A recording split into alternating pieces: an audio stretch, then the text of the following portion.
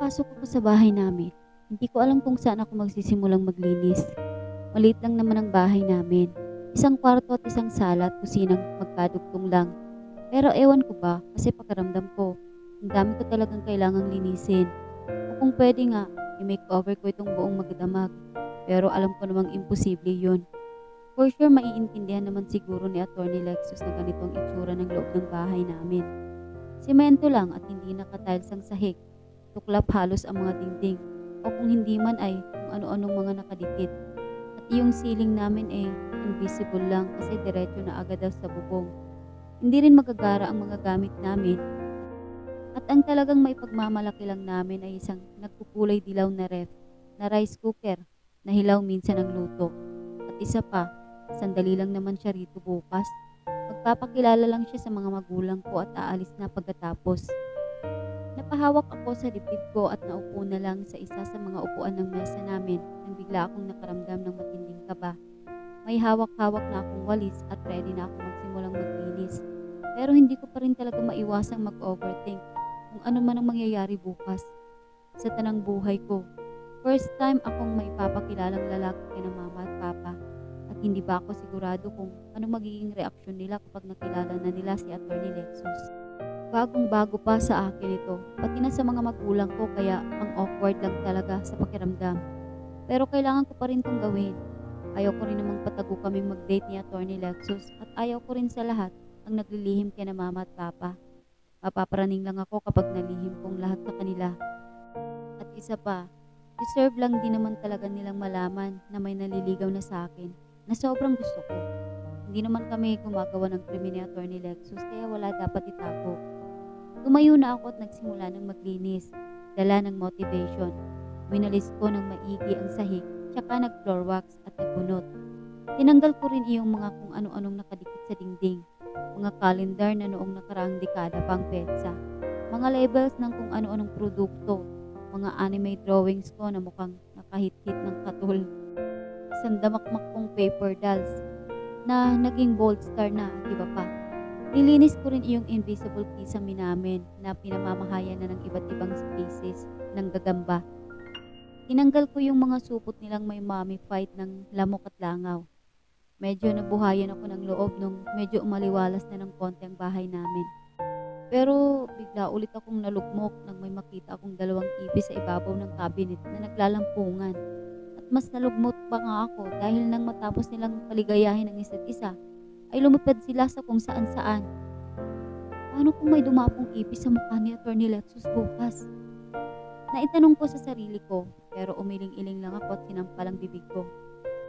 Hindi magkakatotoo itong sinabi ko. Hindi magkakatotoo. Sa CR naman namin, walang naging problema. Kung ano ang kinadugyot ng bahay namin, iyon naman ang kinalinis ng banyo namin. Nakatiles ang sahig nito at kompleto lahat sa mga paglilinis. May flash pa at may albatros pa kami. Ako ang nagpagawa nito noong sumahod ako sa pinakaunang pagkakataon pagkatapos kong graduate. Sa loob kasi ng 20 years, banyong gawa lang talaga sa trapal ang gamit namin na kapag itinaas mo ang tingin mo tuwing gabi habang nakaupo ka sa bowl, ay makikita mo ang Milky Way Galaxy. Sobrang hirap din yun kasi kailangan mo pang mag-igib ng tubig. At kapag mahangin naman, ay kailangan mong suportahan yung mga haligi. Kasi kung hindi, matatangay yung buong banyo at masisilipan ka. 10-12 p.m. nang lumabas ako ng bahay para bumili ng makakain ko hapunan. Dumaan ako sa likod at dumiretso na roon. Pagkatapos kong dumaan sa maliit na tulay, lumiko ako ng kaunti at sa wakas ay nakarating na ako sa isang maliit na tindahan. Isang noodles, beef at flavor, 3 tuyo, isang maliit na mantika at Milo. Sabi ko sa tindera na si Aling Miranda. Nagpe-Facebook siya sa cellphone niya kaya't kinatok ko ulit ang screen ng tindahan niya. Oh, Deborah, anong atin? May ngiti niyang sabi, napanganga na lang ako. Noong pabalik na ako sa bahay, nakatanggap ako ng tawag kay Atty. Lexus. Kaya agad ko naman iyong sinagot. Then having dinner? Tanong niya, napatingin ako sa mga pinamili ko. Eto, kakain pa lang. It's already late. Naglinis pa kasi ako. Huminto ako sa may tulay. Maganda ang view doon kapag gabi. Pero hindi kapag umaga kasi puro basura lang ang makikita mo sa ilog. Mula kasi roon ay makikita ang mga matatayog na building sa tapat, kaya mukhang ang ganda lang tignan. Except for the fact na medyo mabantot yung hangin. You should have not bothered that much. Natagalan ka tuloy ng pagkain. Aniya, napangiti ako. Ano bang ulam mo? Tanong niya. Napatingin ulit ako sa mga bitbit ko.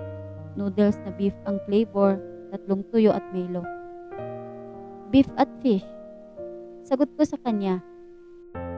Oh nice. My Deborah should eat well, okay? Aniya. Nakagat ko bigla yung ulo ng tuyo dahil sa kilig. Inayos ko rin naman agad ang sarili ko. Ikaw ba? Tapos ka na bang kumain? Nakauwi ka na ba? Papakinggan ko pa sana ang sagot niya pero hindi ko na nagawa nang may lumapit na batang lalaki sa akin. Deborah, sabi ni nanay paalisin mo na raw yung boyfriend mo sa highway kasi baka hindi makapark ng maayos ang garbage truck ni Papa mamaya pagdating niya. Ani ni Carlo, anak ng kapitbahay namin na ang tatay ay may kaparehong ring trabaho kay Papa. Medyo natanga ako sa sinabi ni Carlo pero nagmandali pa rin akong pumunta sa highway. Kung paano niya nalaman o yung nanay niya na may boyfriend raw ako ay kinagulantang ko pero hindi ko na yun inisip pa at binilisan ko na nga lang ang paglakad ko. Halos masubsob pa ako sa bundok ng mga basura at nang makarating nga ako roon, nakita ko si Attorney Lexus na nakahilig ang likod sa nguso ng magarang sasakyan niya. Nakalapat ang cellphone sa tainga at nakatingin sa akin. Oh, your beef and fish look weird. Aniya nang makita ang pinamili ko. Natulala ako. Siya dapat itong nagulat na nakita ko siya rito pero ako pa talaga ang natameme. Bakit ka nandito? Hindi ka pa ba umuwi?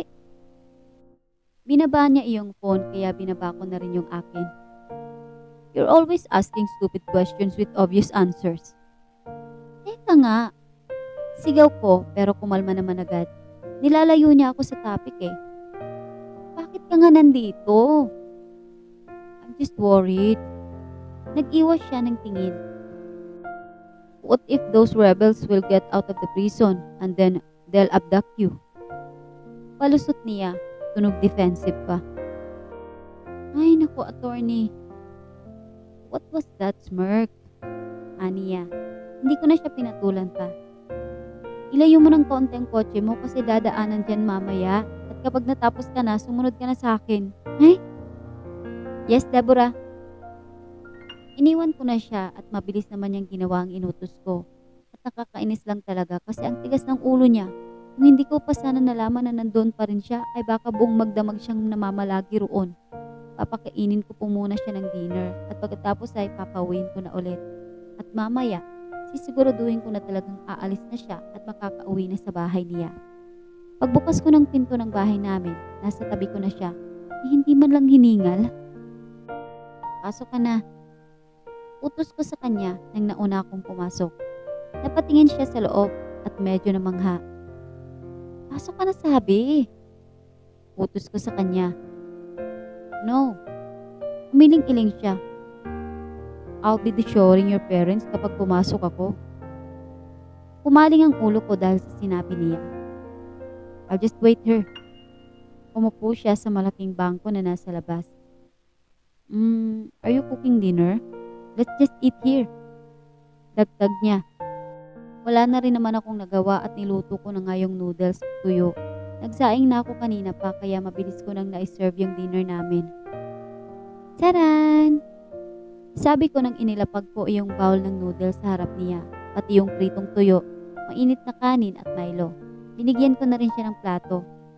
Sa kanya akong tiningnan nang wala akong binigyan sa kanya ng kutsara. Magkakamay lang tayo at hihigupin lang natin yung sabaw. Hayag ko. Naalala kong biglang clean freak pala siya, kaya tumayo ako, bumalik sa loob, kumuha ng tabo na may lamang tubig at hinugasan doon ng malalaki niyang mga kamay. Napatingin naman siya sa upo ko noong magsisimula na sana kaming kumain. Nag-Indian seat kasi ako pero kahit ganoon ay nakapajamas naman ako. Pero dahil mukhang nababother ko siya sa upong iyon ay inayos ko ng sarili ko. No, it's fine.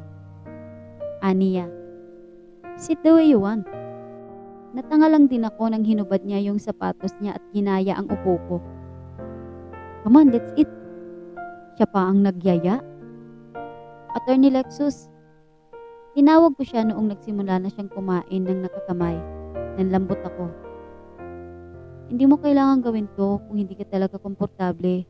I can buy you a decent dinner para makakain ka ng maayos. Binaba niya ang isusubo niya palang sanang kanin at tuyo. Who says that I'm uncomfortable? This is how short and long eats. They're even messier than this.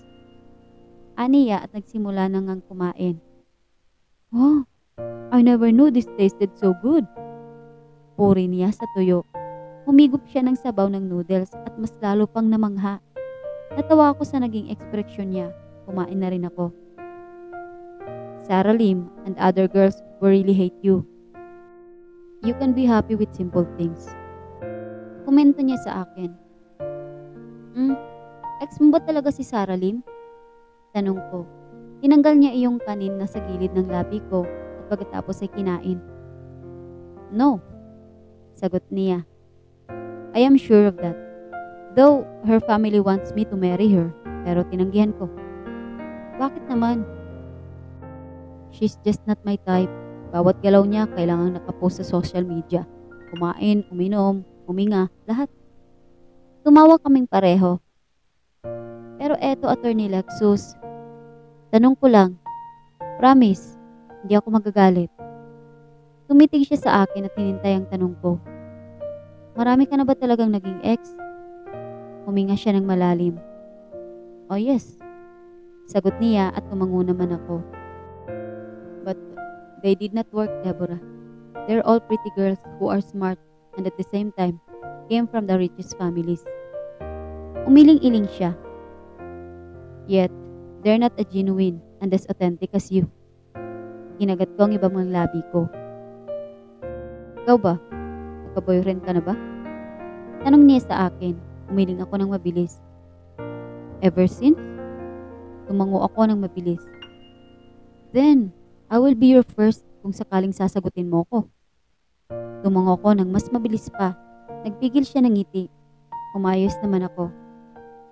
Pero may mga nanligaw na rin sa akin. Iyon nga lang, hindi ko in-entertain kasi pakiramdam ko. Nandidira ako sa sarili ko kapag nililigawan ako eh. Napatingin siya sa akin. Nag-wave ako ng kamay sa harap niya at tumawa ng awkward. Baka kasi na-misinterpret niya ako. Noon pa yung nasa awkward stage pa ako. Many days, alam mo na. Ewan ko rin ba? Hindi ko kasi talaga kayang maisip dati na may nagkakagusto sa akin eh. Why not? You're pretty enough. Aniya, tinampal ko siya sa braso. Pero hindi ko nga ma-imagine dati eh. Nawiwerduhan talaga ako. Iba na lang doon sa crush kong niligawan ako dati nung high school. Niligawan niya ako ng mahigit 1 buwan. Tapos nung sasagutin ko na siya, nakabuntis na siya ng ibang babae. Napayuko ako nang maalala ko ang crush ko. Si Mark. Nakikita ko pa rin siya hanggang ngayon kapag may nasisirang poste dito sa amin. Siya yung taga-ayos. Nabalitaan ko rin na mas dumami pang anak niya. Nagkakausap pa naman kami pero may gap na. Who's that guy? I'm going to sue him. Aniya, tinawanan ko lang siya. Uminom na rin siya ng Milo sa tasa ko. Ikaw ba, Attorney Lexus? Sino bang first love mo? Nag-isip siya saglit at mabilis sinagot ang tanong ko. Ikaw? Sinita ko siya. 28 ka na, ngayon ka lang nag-first love? Why not? This is my heart. Padabog niyang sabi, tinampal niya ang dibdib niya. Why are you dictating it? But seriously, Deborah. Aniya at seryoso na. Before you, there was this girl 3 years ago whom I think I had fallen in love with. She's a pianist and I was still building my portfolio that time. Nakita ko siya sa isang theater. Pinakilala siya sa akin ng client ko. We dated for several weeks. Kaso hindi pa rin nag-workout kasi ayaw ng parents niya sa akin. Bakit? Huminto siya at huminga ng malalim. Because I don't have a decent family background. Nasaktan siya at huminga ng malalim. Hindi ko naman alam kung anong nangyari sa kanya pagkatapos nun. But I heard that she's already in Taipei right now. Already married and has kids. Tumangutango ako. Hindi ko alam kung anong sasabihin ko. Ubus na rin namin yung pagkain. Buntot na lang ng mga tuyo ang natira. I'm glad na naging honest siya sa akin. At hindi rin naman big deal sa akin ang bagay na iyon. Ako nga na-inlove doon sa crush kong tiga-ayos ng mga sirang poste ngayon. At saka hindi na rin naman talaga mahalaga ang dati. Mas importante pa rin ang kasalukuyan. Nabusog ka ba? Tanong ko sa kanya. Maligalig siyang tumango na parang bata. Sige, liligpitin ko na muna to. Aalis na sana ako nang matapos kong kunin ang mga pinagkainan namin nang bigla niyang hinawakan ang palapusuan ko. Deborah. Tumitig siya sa mga mata ko. Stay here for a while. Aniya. Babalik ako. Mabilis lang to. Sabi ko sa kanya. Sa pagpapanatag ko ng loob sa kanya at pumasok na nga ako ng loob, dala-dala yung mga bowl ng plato. Nilagay ko yun sa bowl at pagkatapos ay dali-dali akong naghilamos. Nagbulbo rin ako ng kaunti, nag-ayos ng pilikmata at nag-lipstick. Nang mapansin kong sumobra ako sa ginagawa ko ay pinunasan ko ng konti ang mukha ko. Nagkulon din ako ng kaunti para mawala ay yung amoy ng tuyo sa katawan ko. Ayos ka lang dyan? Tanong ko sa kanya nang makabalik ako. Why did you doll up? Mahinahon niyang tanong.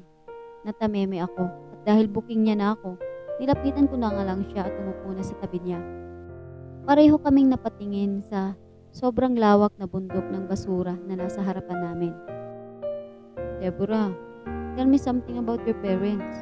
I'm going to meet them tomorrow. I have to make sure that I will really win their trust. Pinagdaop niya ang palad niya at kiniskis dahil sa lamig. I had already won hundreds of cases at the different trial courts, but I have never been as serious as this. Dagdag niya habang nakangiti. Gusto mo ng kumot? Tanong ko sa kanya. No, just get closer to me. It'll be enough. Ano ba? Sit ako sa kanya. Ginawanan niya lang ako at maya-maya pa ay kumalma na nga ako. Si Mama at Papa, pagsisimula ko. Itinaas ko rin ang pareho kong binti sa bangko at humumalumbaba sa tuhod ko pagkatapos. Pareho silang hindi nakatungtong ng high school. Si Papa maagang naulila ng magkasakit ang mama niya. Siya ang nag-alaga sa 7 magkababatang kapatid niya when he turned 12 years old. He was forced to mine gold in a very dangerous river kasama ang lolo ko para may pangkain lang sila. Si Mama, sa bulubundiking probinsya siya nakatira. Dati, na madalas ay pugad ng mga NPA kung saan sa murang edad pa lang ay pinapakasal na sila sa mga lalaki roon. Noong 14 na taong gulang siya, lumaya siya sa kanila. Doon din nila nakilala ang isa't isa. Nakinig lang siya. Gaya ng sabi ko, sobrang mahiyain nilang dalawa. Noong nag-aaral pa nga ako, halos ayaw nila laging pumunta sa meetings. Pareho silang hindi makapagbasa at makapagsulat ng maayos, kaya ganon. You should have taught them. Mataas ang boses niya, concerned. Sinubukan ko nang gawin, pero tinatanggihan lang nila ako. Nainis pa nga ako nung una pero hindi nagtagal, naintindihan ko rin naman sila. Mga magulang dapat ang nagtuturo sa mga anak nila kung paano magbasa at magsulat at hindi babaliktaran. Kaya nasasaktan sila kapag ginawa ko yun. Kaya hinayaan ko na lang din sila. Naalala ko bigla yung mga pagkakataong pinapa-enroll ako ni Mama at halos hindi niya makumpleto yung mga forms. Pero hindi ibig sabihin nun bobo sila. Sobrang galing ni Mama sa math at hindi mo siya madadaya pagdating sa pera, habang si Papa naman. Naisip ko bigla si Papa. He's been providing for us since time immemorial. Wala rin akong araw na natandaan ng reklamo siya sa ginagawa niya. Mabait naman siya pero minsan, medyo mainitin nga lang ang ulo. Ayaw na ayaw niya ng kinukulit siya at tinatanong ng maraming tanong. Tumangutango lang si Attorney Lexus as if sinaulo niya ang lahat ng sinabi ko. Hindi ka pa ba uuwi? Tanong ko sa kanya. You already want me to go home? Aniya, nangangungusap at para bang nagmamakaawa sa akin ang mga mata niya. Malamang, gabi na kaya? Untat ko. Tumango siya at saka tumayo. tumayo na rin ako. Naglakad kami sa bundok ng basura at sobrang bagal nga lang ng paglalakad namin. Wala rin nagsalita sa amin. At nang makarating na nga kami sa highway, parang bumigat bigla ang paa ko. I was just paranoid. That's why I came back here earlier. Aniya, nilagay niya sa bulsa ng parka niya ang parehong kamay. Deborah, I really enjoyed the dinner. Malawak ang ngiti sa mukha niya. Talaga? Yeah. Tumango ulit siya. Hindi pa rin nawawala sa mukha niya yung malawak niyang ngiti. Medyo nagulo yung buhok niya dahil sa hangin, kaya nilapitan ko siya para ayusin iyon. Kahit na noodles at tuyo lang ang naging ulam natin? Tanong ko habang inaayos pa rin ang buhok niya.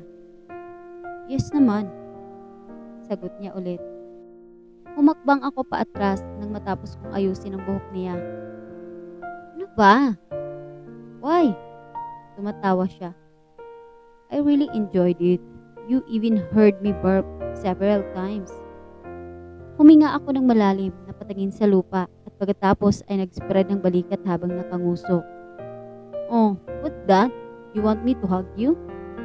Tanong niya. Hindi ako makatingin sa kanya. Tumango lang ako. Lumapit siya sa akin at niyakap ako. Yeah, Deborah. I can't really wait to finally win you and your parents' hearts so we could finally do the things we'd like to do without being afraid of getting caught. Explika niya. Ako rin naman kaya igihan mo talaga bukas. Sabi ko sa kanya, naghiwalay na kami. Sige na, umalis ka na. Pagtataboy ko sa kanya. Yeah, I should be the one who's watching you. Pinutol ko siya, umiling-iling ako. Alam kong hindi ka aalis kapag ako ang naunang bumalik sa bahay. He nodded. Tumalikod na siya sa akin. Akmang papasok na sana siya ng kotse niya nang biglang ulit bumalik sa akin para yakapin ako. Pumalas naman siya agad at bumalik na ulit sa kotse. Akmang bubuksan na niya ulit ang pinto nang bumalik ulit siya sa akin para yakapin ako. Ano ba, Tony? Good night. Dream about me, ha? He winks and this time, bumalik na talaga siya sa kotse niya at pumasok. Nung pinanood ko siyang umalis, pakiramdam ko maiiyak ako. Kahit ako gusto ko pa rin siyang makasama pero sadyang masyado ng malalim ang gabi, kaya hindi na talaga pwede. Malayo pa ang bahay niya at kakalabas lang niya ng ospital kaya kailangan niya ng magpahinga. Ganito pala, napagtanto kong bigla noong unti-unti nang nalalaho ang kotse niya sa paningin ko. Ganito palang pakiramdam kapag gustong-gusto mo ang isang tao, gusto mong palagi lang siyang nasa tabi mo, pero hindi naman iyon pwede. You can only be with that person for a short period of moment. Sa kadahilanang, hindi lang naman sa iyo umiikot ang mundo niya at hindi rin naman sa kanya umiikot ang mundo mo. But what's important is that for that brief amount of time, both orbits of your worlds intersect with each other. That moment will be short-lived and fleeting. Kaya't mahalaga na sa pagkakataong nangyayari iyon ay sinusulit mo ang bawat segundong kasama mo siya. As if every second is your last. As if every second is your first.